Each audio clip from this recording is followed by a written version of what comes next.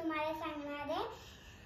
आपण मागच्या वर्षी जशा शृंखला चालू केलेल्या तशी आपण आज गंमतची शृंखला ऐकणार आहे. तर तुम्ही बघता का आकाशात रात्री किंवा संध्याकाळी तारे असतात, तर त्याच्यात एक मोठा चमकणारा तारा असतो, त्याचं नाव असतं ध्रुव तारा. तर आज मी तुम्हाला त्याचीच गोष्ट सांगणार आहे. एक उत्तानपाद नावाचा एक राजा असतो आणि त्याला 2 राण्या असतात. एकीचं नाव असतं पहिली राणी म्हणजे सुनीती आणि दुसरी राणी सुरुची.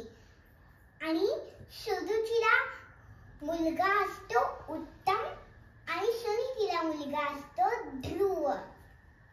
तर एक राजा म्हणजे उत्तानपाद एकदा युद्ध जिंकून घरी येत असतात.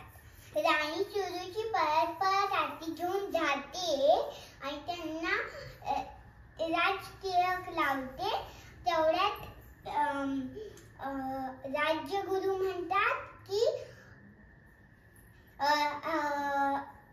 मोठ्या राणीचाच अधिकार असतो स्वागत करायचा. तर मग राजा उत्तानपाद म्हणतात की छोटी मोठी राणी नसते, एकच राणी असतात दोन्ही. तर मग ती तिलक लावते त्यांना. खरं मग मोठी राणी येत नाही तिलक लावायला. खरं ध्रुव परत परत आईकडे जातो आणि म्हणतो की तू का नाही गेली स्वागत करायला. मग आई म्हणते की तुमच्या बाबांनी हा हात राणी सुरुचीकडे दिलाय. मग ध्रुव म्हणतो मी जाणार त्यांचं स्वागत करायला. मग आई म्हणते की नाही, जर तू आता गेला तर परत दुःखी होऊनच येशील. तर मग ध्रुव म्हणतो माझे बाबा माझ्यावर खूप प्रेम करतात, मी त्यांच्याकडे कधीही जाऊ शकतो. मग तो परत परत बाबांकडे जातो आणि मांडीवर बसतो. आणि सुरुची राणी एकदम रागात उठते आणि असं धप धप धप धप पाय मारत येते आणि ध्रुवला मांडीतून ढकलून खाली फेकते. आणि म्हणते की हे स्थान फक्त उत्तम साठी आहे. कारण जर तू माझ्या पोटातून जन्म घेतला असता तर तू ह्या स्थानावर बसायला लागला असता. हे स्थान माझ्या पुत्र उत्तमचं आहे. मग तो म्हणतो की बाबा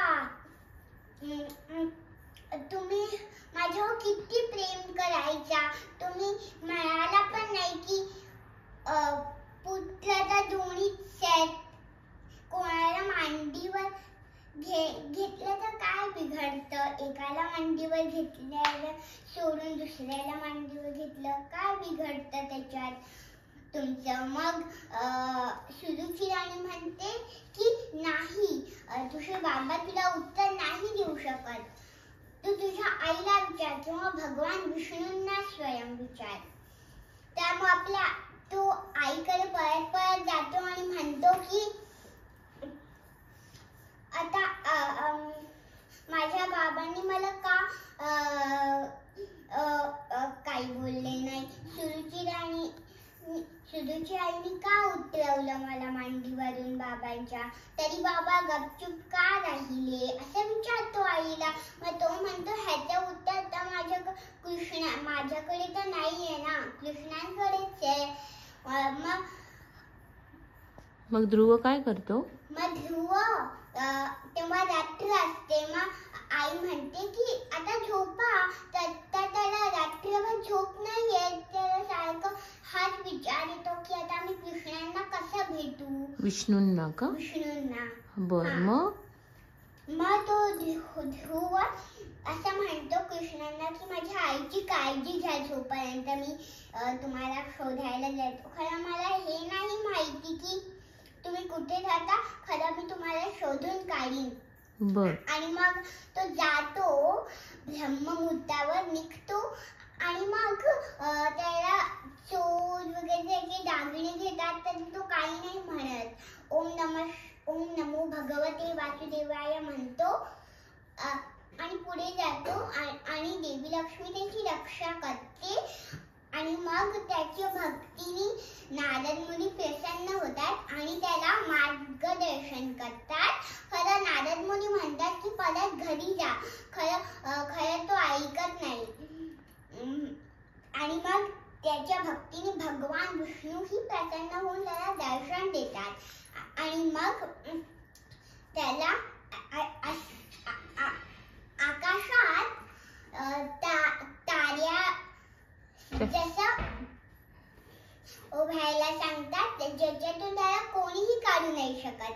हो, अशी गोष्ट आहे का? म्हणजे मग ध्रुव तारा बनतो आणि आकाशात तो असा छान चमकतो आणि तिथून त्याला कोणीही उतरवू शकत नाही का? बर बर. अशी गोष्ट आहे. तुम्हाला आवडली का? जर आवडली असेल तर शेअर, लाईक आणि सबस्क्राईब करा. पुढच्या व्हिडिओमध्ये परत भेटूया अशाच गोष्टींमध्ये. टाटा.